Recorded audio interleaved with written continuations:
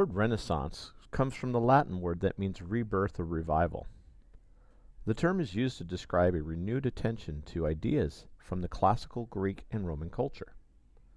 This renewal occurred first in northern Italy and spread throughout Europe between the 1300s and the 1600s. To help us focus on the topic, we need to ask some guiding questions. Why did it happen in the 1400s? Why did it happen in northern Italy? What impact did it have on art or learning, religion, even politics? For a frame of reference, let's look at a familiar timeline starting with the fall of the Roman Empire. The dark cloud represents the slowdown in trade and culture that happened in the Middle or Dark Ages. At the end of the Dark Ages, we see the birth of the Renaissance. But to understand why then and in Italy, we need to look back a couple hundred years to the Crusades and their impact on Europe.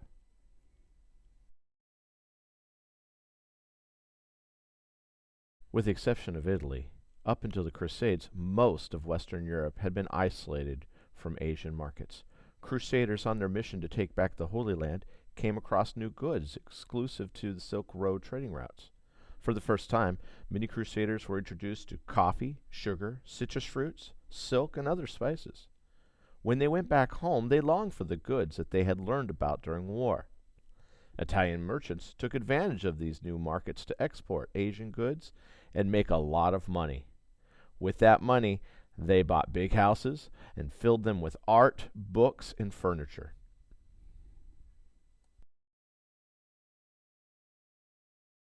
Brain check. Let's do a quick review to see what you understand.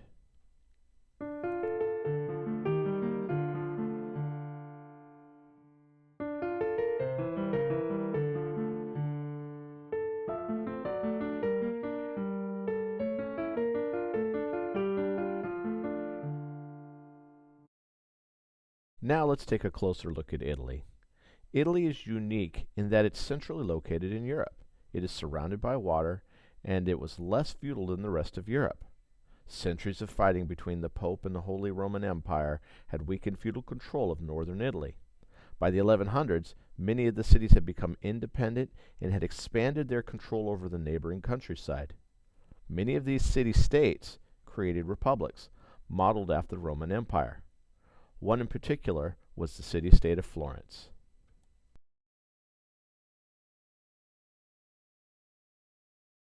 Florence was the most influential of all Italian city-states. Florentine merchants created a thriving industry in wool and textile trade. They imported wool from as far as England, and in Florence they dyed the wool and wove it into cloth. Approximately a third of Florence's citizens worked in the cloth industry. Some Florentine merchants sold insurance to sea traders. Others imported spice from Asia and ivory from Africa. The most successful of all were the bankers. By lending money to Europe's nobility, these bankers accumulated power and influence. Soon these merchants were marrying their children off to Europe's nobility, thus infusing cash into the hands of the nobility and providing a title for merchant families. This union created a new ruling middle class. The most prominent family in Florence was the Medici family. They started off as simple textile merchants, but over time their investments would make them one of the most powerful families in Europe. So successful were the Medici that they had risen to rule over much of Italy, as well as rise to royal families of Spain, France, and England. They even had a pope in their family. It was the Medici of Florence and others like them that sponsored works of art. Lorenzo Medici set the standard for an ideal, educated, and cultured man of the Renaissance. He helped finance civic projects such as building churches, libraries, and public art. Each Medici leader encouraged the development of arts, becoming patrons of painters, sculptors, and architects and scholars. The financial support of Italian city-states and their families inspired a mighty upsurge in optimism, experimentation, and creativity. Brain check. Another quick review for understanding.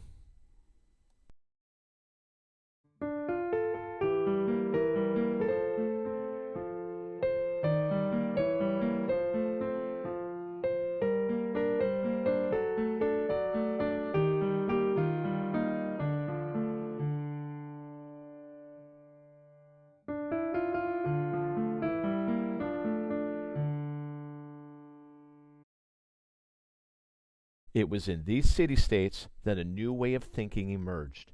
During the Renaissance, Europeans believed that people could change the world and make it better. It was during this time that scholars studied ancient writings on logic, Latin, Greek, history, and mathematics. Many looked to the ancient writings of the Greeks and Romans and sought to copy the classical style. They wrote poetry, essays on philosophy, and books. Prior to this movement, all ideas in philosophy had to come from the church. Many believed that secular or non-religious achievements were not anti-God. God had given humans intellectual and creative potential. This belief in human potential is known as humanism. Renaissance scholars sought a balance between intellectual and religious faith. Belief that a well-rounded person is created by diverse study. Humanists believed that each person could achieve great things. People educated in the classics could create a better world. For the first time in 1,000 years, there was an emphasis on human achievement on earth rather than the afterlife. Artists and writers started copying the Greek and Roman art as a model. Architects started designing buildings based on Roman ruins. Eventually, innovations or modifications were made in art and writing and architecture.